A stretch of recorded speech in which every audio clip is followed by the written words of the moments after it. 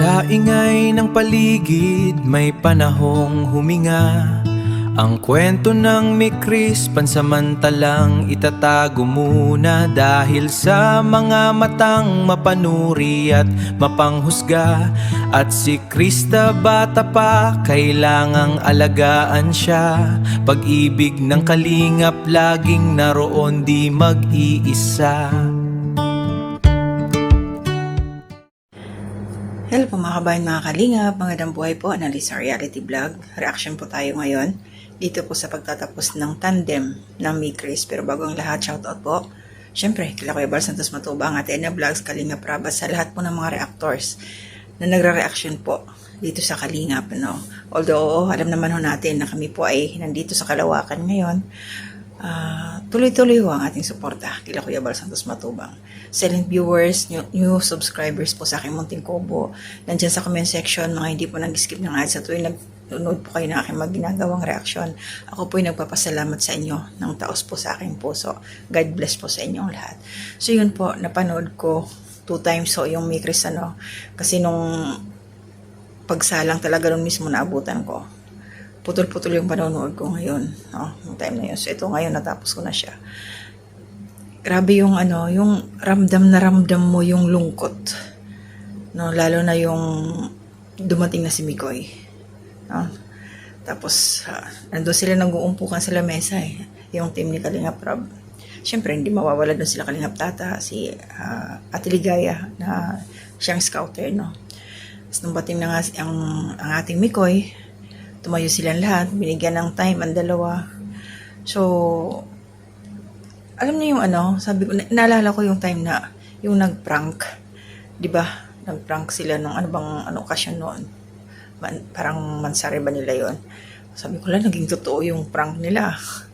Tigil mo na yung Mikris. Pero alam mo natin yung sitwasyon, alam natin yung dahilan kung bakit kailangan pansamantala, no, na stop muna yung tandem na yun, kasi pinag-iinitan nga ho, no?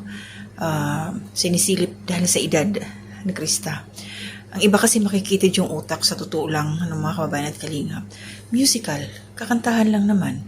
Kaya lang, yung iba nga, no, lalo na yung mga antay dyan, madudumi, no? Mag-isip nila na landi-landi, ganon. Pero, nakakalungkot lang, pero kailangan natin tanggapin, respeto yung naging desisyon, at the same time, ingat na rin na lang, mag-iingat na lang, short, no? At saka kung tutusin, may permiso, di ba? Bawat vlog naman nila, nandun yung nanay ni Krista na laging kasama ng bata. Kaya lang, di talaga maiwasan. Hindi na yun, siguro yung iba doon para sa akin, opinion ko. Alam nila kasi namamayagpag yung tandem. Daming naiinggit siguro. Mga dyan, gagawaan nila ng kasisira, no? Kasisira. Hindi ng tandem, kundi syempre Kalingap Rab, no? So, para na lang mailayo muna sa ganong anumang magiging problema, so stop muna. Sabi nga, may nabanggit si Kuya Bal na sabi ng tatay daw ni Mikris, ni Krista, mabilis lang naman yung 2 taon, no?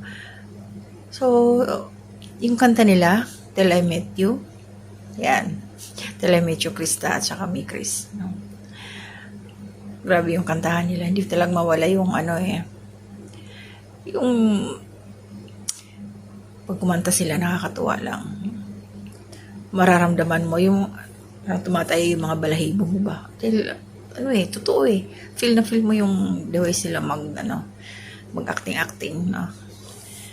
So, sa mga nagmamahal ng sa Mikris, no, sa tandem nila, nandiyan lang naman sila. Wala lang hindi lang maiba-vlog, pero nandiyan pa rin sa Kalingap. Sabi nga ni Kalingap Rab, nandito pa naman niya sa Kalingap. Yun nga lang, walang vlog na silang dalawa magkasama. So, pahinugin muna natin yung bata. Pahinugin magdibo siya. Babalik yan. Lang tayo, maging positibo. Imposible. Kasi yung alam nyo, kasi di ba nabanggit ni Kalingap Rab na malay natin, magkaroon ng katandem si Krista, yung kaparehas ng edad niya. Ganon din kay Mikoy. Alam niyo nung narinig ko yon, parang ako nalungkot. No? Nalungkot ako kasi sabi ko, wag naman i-partner si Krista kung kanino at si Mikoy kung kanino. Sila lang. Alam niyo ako, wala akong paborito na mga love team kasi lahat sila sinusuportahan ko. Wala lang akong time na ma-reactionan sila bawat isa. Basta pasulpot-sulpot lang ho tayo. Kaya yun, para sa akin, opinion ko, ayoko mayroong maging ibang kapartner si Krista. Ayoko rin mayroong ibang kapartner si Mikoy. Gusto ko si Krista lang at saka silang dalawa lang. So, antayin na lang natin yung 2 years, no? Na maging, maging legal na yung edad ni Krista para wala na. Sabi nga ni Kalinga Prab, dahil nga minor pa to si Krista, parang wala na rin siyang maisip na pwedeng i-content. Kasi nga, minor, hindi pwedeng mag-content sila ng pang-adult na, yung mga ganon. Kasi si Mikoy walang problema. Kay Krista yung edad niya. Alam naman ho natin yun. Kaya, panoorin na lang ho natin yung mga vlog nila, mga pag namimiss natin yung dalawa, mga previous vlog, mga kulitan nila. Tapos, kay Kalinga Prab din sa mga charity niya, support ho natin. Grabe.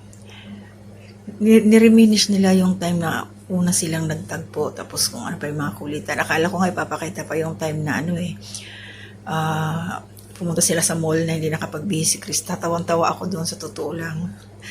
Nakakatuwa yung ganon. Tsaka nakikita nyo mga kalingap, mga kababayan, talagang yung care ni Mikoy. Nahan ako doon pag ginapos niya yung ulo ni Krista. Parang baby yung bata. Sarap nilang ang sarap nilang tingnan, sa totoo lang. Ang cute nilang tingnan. Pero, antayin na lang natin.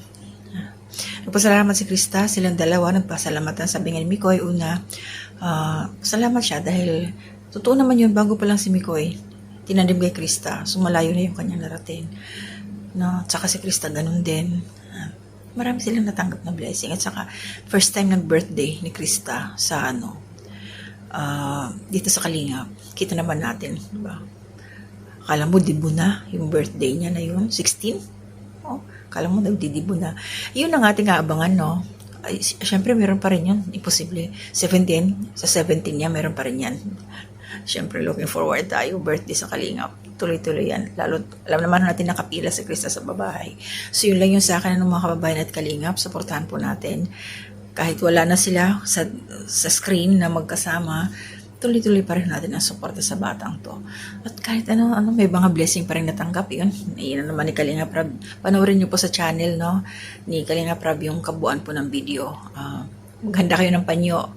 Yung mga senior citizen dyan na in love, handa ho kayo kasi baka mamaya magluha-luha kayo. Kasi nga, syempre, mararamdaman natin yung sadness ng yung part na yun, nakakalungkot. Pero isipin na lang natin yung positive side na merong kailangan protektahan. Siyempre yung bata, tapos sila Kalinga Prab din. So, ang mga viewers, hold on lang ho tayo. Tuloy-tuloy lang po ang suporta natin. So, ayan ho, good morning ho sa inyong lahat. Nanay Soledad Belmonte, Teta Ma'am Susan Dairo, Mana Emmy, May ITV, Balls Tradition, pinsan ko, Ma'am Marilyn Cabanilla, Ma'am Lily Hubilia, Ma'am Emmy Bayogo, Ate M. Scords po ng Kalamba, kumusta kayo? Ate Marilyn, Nicolas Ameliano Ralph, kumusta po?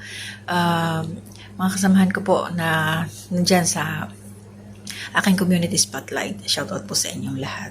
Mga hindi ko na-mention, always po ako thankful sa inyo. Mag-ingat po kayo palagi. Hanggang dito na muna. To God be the glory and honor.